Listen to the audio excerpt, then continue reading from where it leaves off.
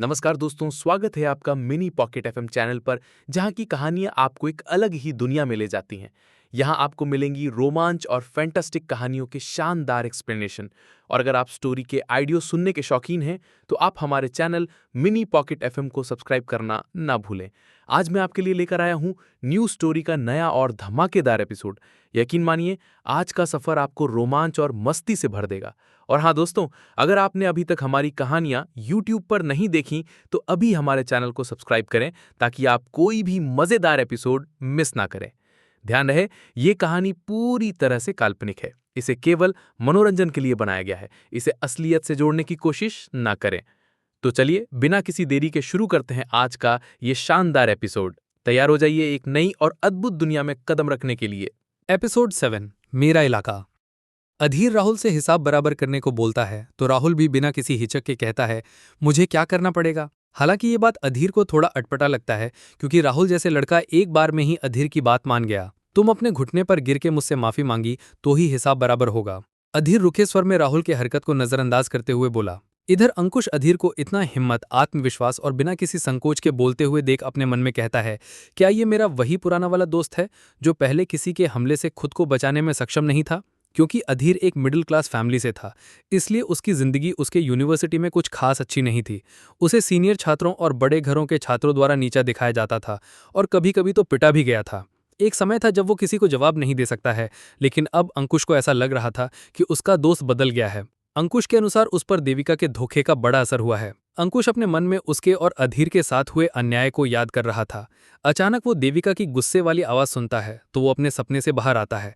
देविका अधीर को गुस्से से घूरते हुए बोल रही थी, तुम अपने आप को समझे क्या हो? 2-4 को मार दिया तो बड़े बन, और थोड़ी सी ताकतवर स्किल से तुम कोई तोप नहीं बन गया हो, समझे? तुम पहले भी एक कचरे थे, अभी कचरे हो और आगे भी रहोगे। राहुल देविका से अधीर के लिए ऐसी कड़वी बात सुनकर उसे डांटते हुए बोलता, तुम चुप नहीं रह सकती हो थोड़ी देर, मैं बात कर रहा हूं ना। राहुल को ऐसा लगने लगा था कि अगर अधीर देविका की बात का बुरा मान गया तो देविका को भी नहीं छोड़ेगा, क्योंकि उसे पता था उसके बंदे कितने ताकतवर थे। राहुल से डांट सुनने के बाद देविका अपने मन में राहुल को कोसते हुए बोली, तुमने एक कचरे के लिए मुझे डांटा। देविका राहुल को अपने लेवल का नहीं समझती थी। उसे लगता था कि अधीर जैसे छोटे क्लास के लड़के उसके साथ रहने के काबिल नहीं है। वो तो बस अधीर के साथ इसलिए थी क्योंकि वो पढ़ने में तेज और क्लास टॉपर था, नहीं तो वो उसे भाव भी नहीं देती। उसने अधीर के साथ रहने के बारे में कभी सोचा ही नहीं था, लेकिन अधीर इसे प्यार समझ बैठा और देविका को अपने दिल की बात बोल दी। शुरू में तो देविका उसका फायदा उठाती रही, लेकिन जब वो राहुल से मिली तो उसे राहुल के पैसे से प्यार हो गया और उसने अधीर को छोड़ दिया। देविका अपने मन में ही गुस्से में बोलती है, अधीर तुम मर क्यों नहीं जाते? देविका अधीर को बुरा भला बोल ही रही थी कि अधीर का कुत्ता हस्की, जिसे अधीर ने लड़ाई से पहले ही अंकुश को सौंप दिया था, वो देविका के पैरों पर टॉयलेट कर देता है। हस्की के इस हरकत से अधीर और अंकुश दोनों हल्के हल्के हंसने लगते हैं। तभी उस कमरे का दरवाजा खुलता है। दरवाजा खुलते ही सब कुछ देर के लिए रुक जाते हैं। राहुल सोच रहा था कि अब कौन आ गया। तभी उस दरवाजे से हाई हील्स की आवाज अंदर की ओर आते हुए सुनाई देती है। जब सब दरवाजे को देखते हैं तो पता चलता है कि दरवाजे से कोई लड़की अंदर आ रही थी। वो लड़की देखने में काफी सुंदर लग रही थी, जिसने बालों की 2 चोटी बनाई हुई थी। वो देखने में सुंदर और मासूम तो थी, लेकिन हाइट में थोड़ी छोटी थी। वो लड़की उस कमरे में आते ही बोलती है, मैंने सुना है कोई मेरे इलाके में आकर अपनी ताकत दिखाने की कोशिश कर रहा है, जरा मैं भी तो देखूं किसकी इतनी हिम्मत हो गई है। फिर वो राहुल और देविका के बगल में खड़ी हो जाती है। वहीं अधीर अभी भी एकटक उस लड़की को देख रहा था। जब उस छोटी लड़की को लगता है कि कोई उसे एकटक देख रहा है तो वो उधर देखने लगती है। हालांकि जब अधीर को यह महसूस होता है कि उसकी चोरी पकड़ी गई है तो वो खांसते हुए इधर उधर देखने लगता है और ऐसा जताने की कोशिश करने लगता है जैसे उसने कुछ किया ही नहीं हो।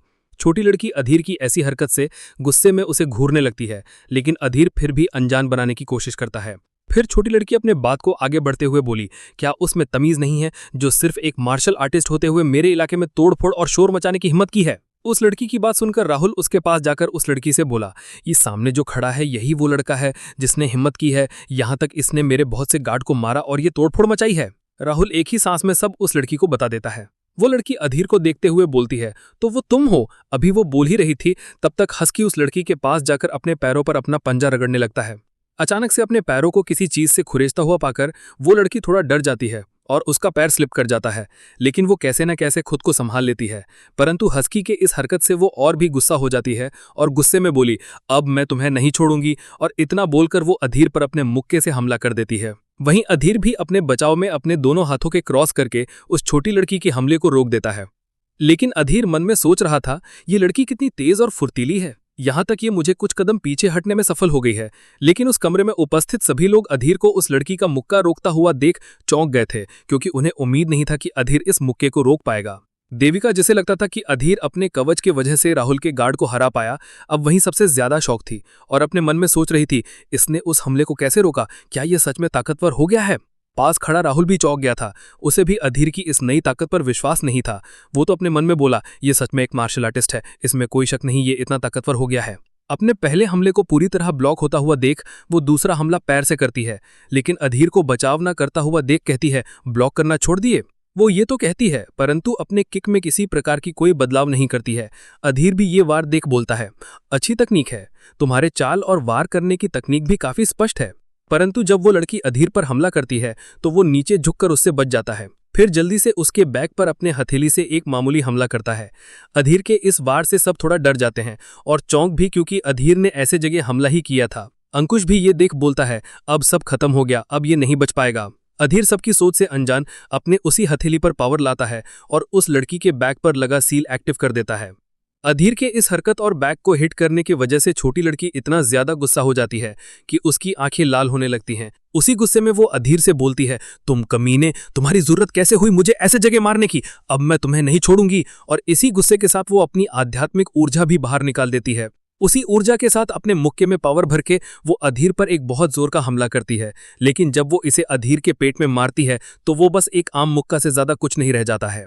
वहीं बाकी तीनों उस छोटी लड़की के इस वार से थोड़ा डर भी गए थे, लेकिन असली झटका तो तब लगता है जब वो मुक्का अधीर का कुछ नहीं बिगाड़ पाती है। जब वो कुछ नहीं कर पा रही थी तो खुद से बोलती है, क्या मैं अपनी आध्यात्मिक ऊर्जा क्यों नहीं उपयोग कर पा रही हूं? तो दोस्तों, कैसा लगा आपको ये एपिसोड? हमें कमेंट करके जरूर बताएं। और हाँ, अगर आपने अभी तक हमारा चैनल मिनी पॉकेट एफएम को सब्सक्राइब नहीं किया है तो अभी कर लें, ताकि स्टोरीज के एपिसोड आपको सबसे पहले मिले। धन्यवाद।